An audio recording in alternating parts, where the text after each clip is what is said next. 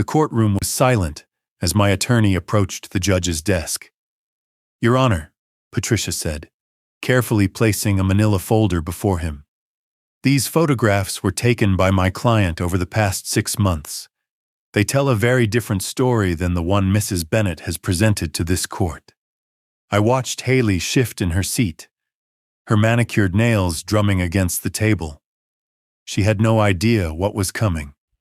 "Mrs. Bennett claims she deserves half of my client's retirement savings due to her sacrifices during their marriage," Patricia continued, her voice steady. "But these images reveal something far more troubling than simple marital discord." The judge opened the folder. His eyebrows rose slightly, the only sign of his surprise. Haley's attorney started to object, but the judge raised his hand for silence, still studying the contents. "Mrs. Bennett," he said slowly, "I think you have much bigger problems than this divorce settlement." That was the moment everything changed. The moment 7 years of lies finally came crashing down. 6 months earlier, I thought I had it all figured out. Andrew Bennett, senior financial analyst at Morrison Financial, healthy 401k approaching $400,000, beautiful house in Wilmington's historic district. My wife Haley worked in medical equipment sales, pulling in decent commissions. We'd talked about kids, maybe next year. The first sign something was wrong? Weekend trips to Miami, every month, sometimes twice, always to support Caroline through her divorce. "She's falling apart, Andrew," Haley would say about her sister Caroline, packing another weekend bag. "You know I'm all she has since Mom passed." Tom was the one who noticed the pattern first. We were at my place on a Sunday, watching the game while Haley was supposedly in Miami. He was scrolling through his phone during a commercial break. "Hey," he said, frowning at the screen. "Doesn't Caroline live in Coral Gables?" "Yeah, why?" "She just posted a photo from a yoga retreat in Sedona. Says she's been there since Thursday for a divorce recovery workshop." I felt something cold settle in my stomach. Maybe she posted an old photo. Tom turned his phone toward me. The post showed Caroline in full lotus position against red rocks, timestamp clearly visible. "Live video, man. She's streaming a meditation session." Haley had left for Miami on Friday morning. That evening, Haley video called me from what she claimed was Caroline's apartment, complaining about her sister's cats triggering her allergies. She held the phone close to her face, but I could see glimpses of the room behind her. Modern art on the walls, floor-to-ceiling windows. Definitely not Caroline's modest one-bedroom. Then I heard it. The distinct sound of a cruise ship horn, long and low, the kind that rattles windows when the big boats leave Port Miami. Caroline lived 15 miles inland. That night, I couldn't sleep. I sat in my home office, laptop open, staring at our shared photo cloud. Haley had always been careless with technology, auto-upload enabled, location services on, never remembering to clear her digital footprint. But the photo that made my blood run cold was innocuous at first glance. Haley sitting at a conference table, professional, focused. It was only when I zoomed in that I saw it, my work laptop open in front of her, Morrison Financial's internal dashboard clearly visible on the screen. One of the men was pointing at something, his finger hovering over client account information. My laptop, the one I'd specifically told her never to touch because it contained sensitive financial data. The one that required my biometric login, unless someone knew the emergency override password I'd stupidly mentioned once when I was sick with the flu.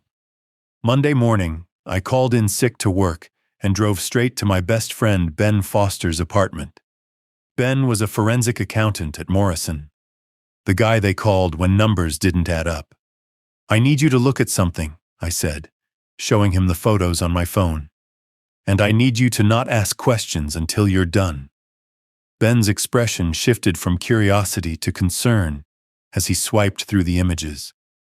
When he reached the conference room photo, He grabbed his own laptop.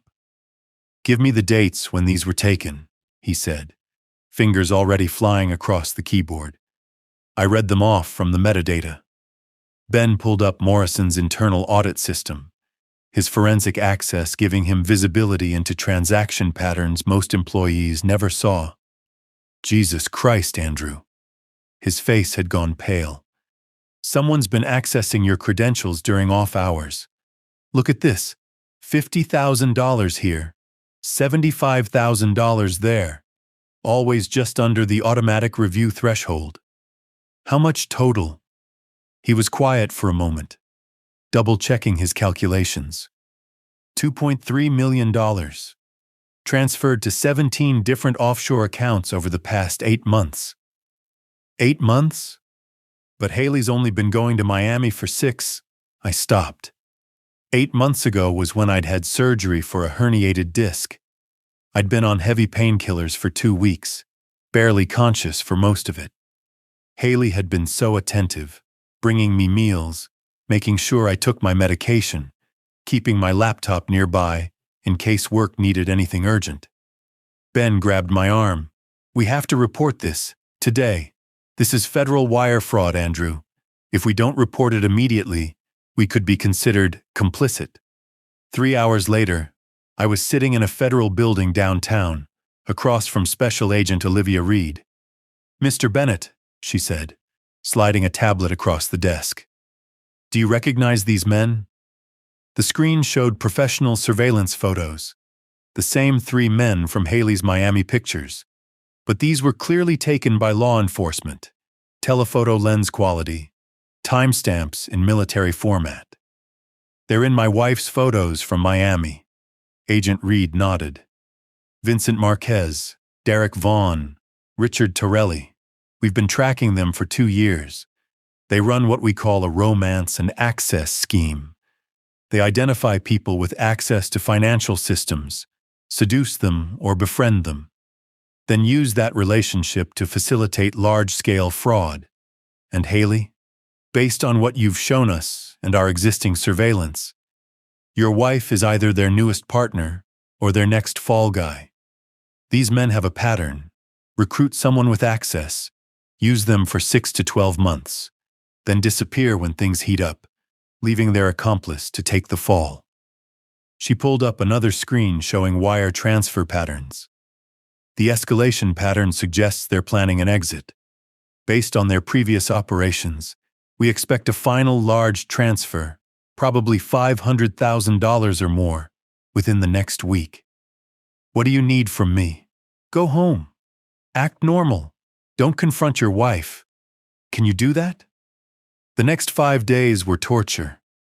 Every morning, Haley would kiss me goodbye, and I'd have to pretend everything was fine. Every evening she'd come home and ask about my day, and I'd have to lie about spending it at work instead of with FBI agents. One evening, she was on the phone in the bedroom, voice low but urgent. I pressed my ear against the door. "No, Vincent. He doesn't suspect anything. Yes, I can get the authorization codes. Friday works. The Fontainebleau. Same suite as always. I understand the risks." My phone buzzed. A text from Agent Reed. "We're monitoring the call. Stay calm." Friday morning came too quickly and not fast enough. Haley was up early, nervous energy radiating from her as she packed. "Another trip to Caroline's," she said, not meeting my eyes. "She's having a really hard time with the custody negotiations. Tell her I hope the divorce gets easier," I managed, the words ash in my mouth. She kissed me goodbye, quick, distracted. "I'll be back Sunday night. Love you." 20 minutes after she left, my phone rang. Agent Reed's voice was all business. "She just used your laptop remotely. We're tracking everything. We have units standing by at the Fontainebleau and agents monitoring all the suspect accounts." I pulled up the hidden camera footage from our study on my phone. The feed was clear. Haley sitting at her sister's desk, or what she claimed was her sister's desk. She had her phone on speaker, someone talking her through each step. Enter the authorization code now, a male voice said. Vincent Marquez. It's not accepting it, Haley replied, frustration evident. You're sure you got the right password from him? He was practically unconscious from the Ambien I put in his wine. He gave me everything. My stomach turned. Last night's wine. I'd thought it tasted off, but attributed it to the stress. At 11:23 a.m., the transfer went through. $500,000 moved from a Morrison client's investment account to a shell company in the Cayman Islands. At 11:24 a.m., the FBI moved in. I couldn't stay home. Against Agent Reed's explicit instructions, I drove to Miami, making the 3-hour trip in just over 2. I needed to see it happen. The FBI operation was swift. Black SUVs surrounded the hotel's entrance. From my position, I could see the restaurant's outdoor terrace where they'd been celebrating. Vincent Marquez tried to run, knocking over a waiter in his desperation to escape. He made it about 10 feet before an agent tackled him into a decorative fountain. Derek Vaughn grabbed his laptop and flung it into the pool. Then his phone. Then what looked like USB drives. He didn't realize the FBI had already cloned everything remotely. Richard Torelli didn't run. He sat at the table, calmly finishing his mimosa while agents surrounded him. Gentlemen, he said, standing slowly with his hands visible. I assume you have a warrant? Haley was inside, in the suite.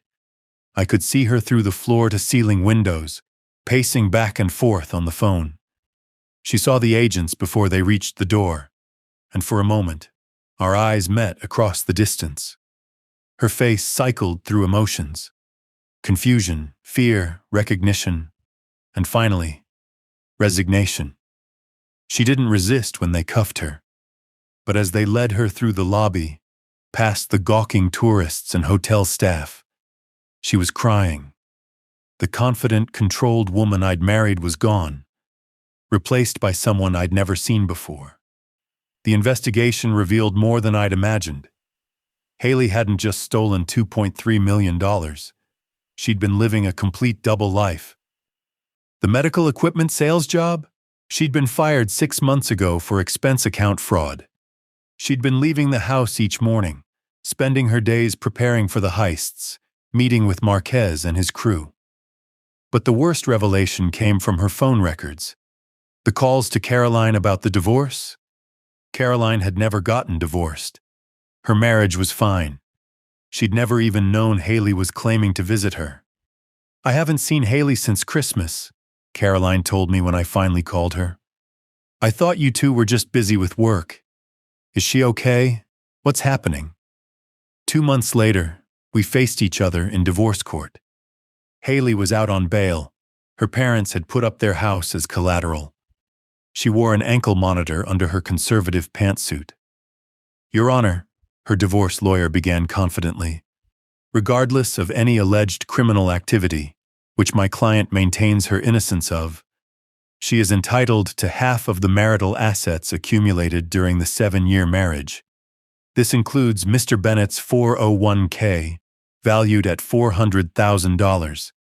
Patricia, my attorney, stood slowly. Your Honor, I'd like to submit into evidence a series of photographs and documents that tell a very different story about this marriage and Mrs. Bennett's claims to marital assets. She began methodically, laying out printed photographs one by one. Haley at the pool, at expensive dinners, in the conference room with my laptop. These photos, Your Honor, were taken by my client after he became suspicious of his wife's activities. They led to the discovery of something far more serious than infidelity.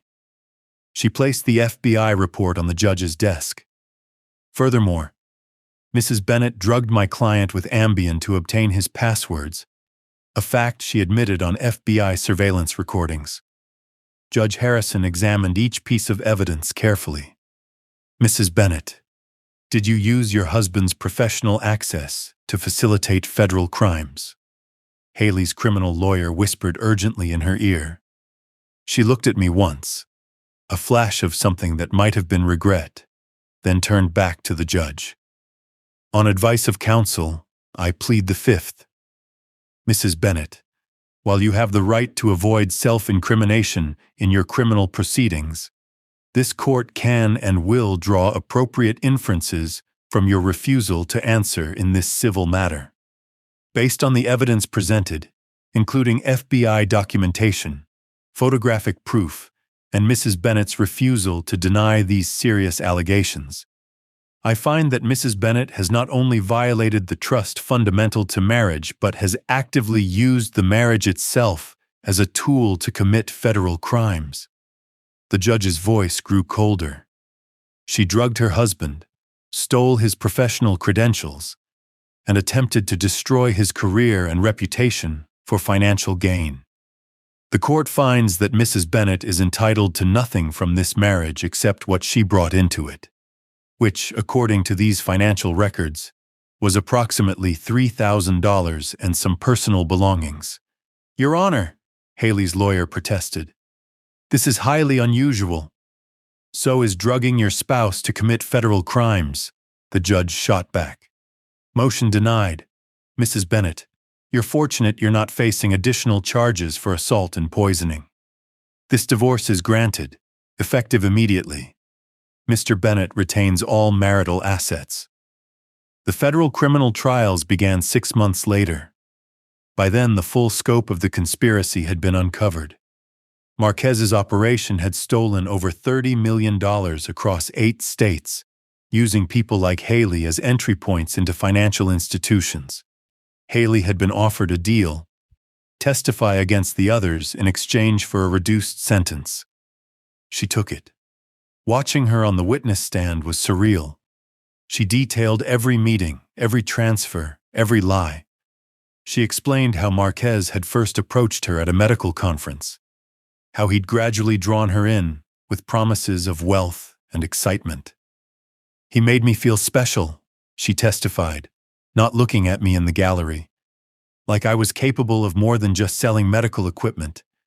He said Andrew would never have to know, that we'd have enough money to really live, not just exist.